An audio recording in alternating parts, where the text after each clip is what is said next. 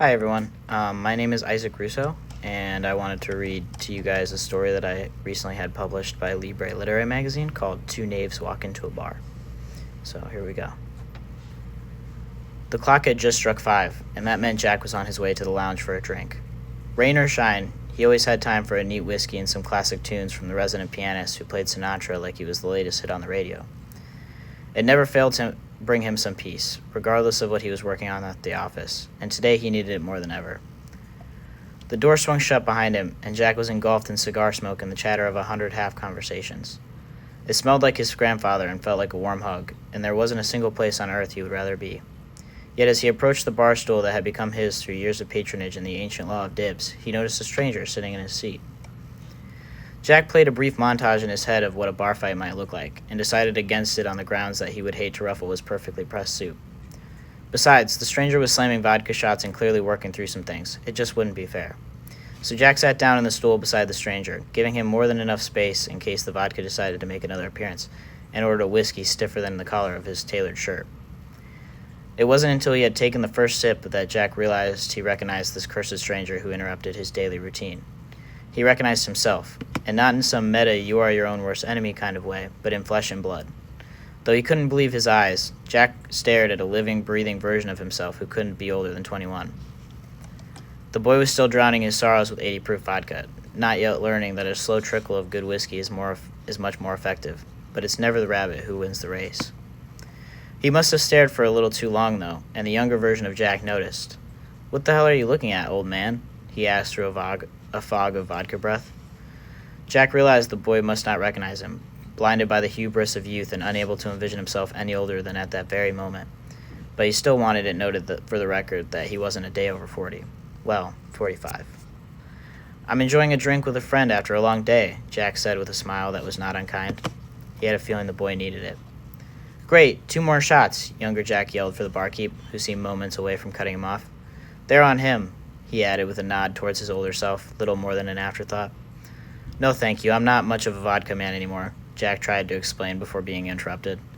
"They aren't for you," younger Jack said as he took a shot glass in each hand and tossed them back, to the general disgust of everyone around him. Jack took a sip of his drink and watched his younger self, savoring the burn of the whiskey, and realized this boy had never savored anything.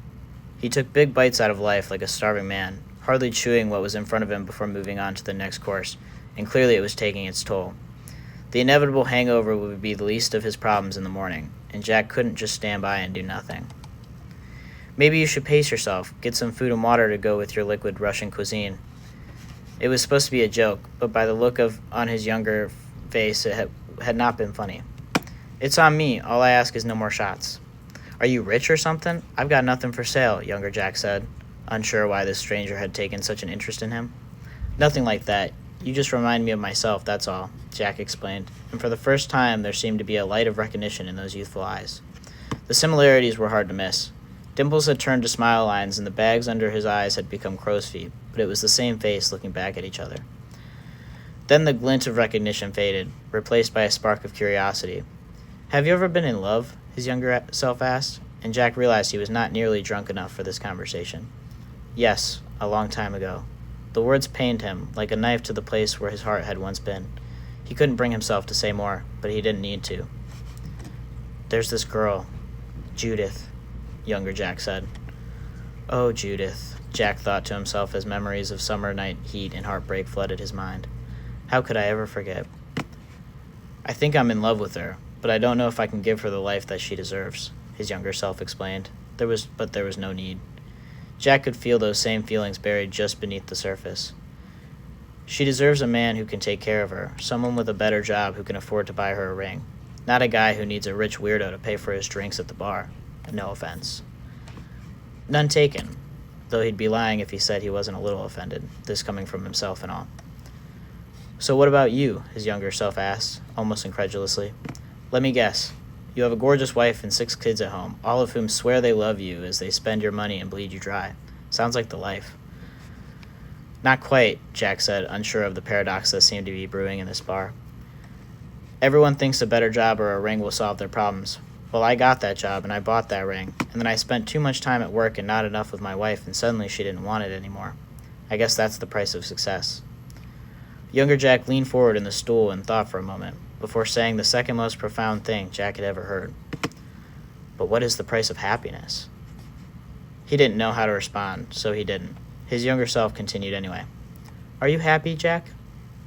I believe so, yes, Jack said without thinking, though he did wonder when this boy had learned his name. His younger self followed that up with the most profound thing Jack had ever heard.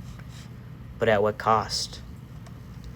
The young man then stood up, took the last sip of whiskey out of Jack's hand, knocked it back, and went to meet the pretty girl waiting by the door. Even through the haze of cigar smoke, Jack could tell her smile brightened the room, and the way she looked at his younger self burned like good whiskey. He savored it as he dreamed of days gone by, and nights lit only by waning moonlight and the occasional wandering firefly.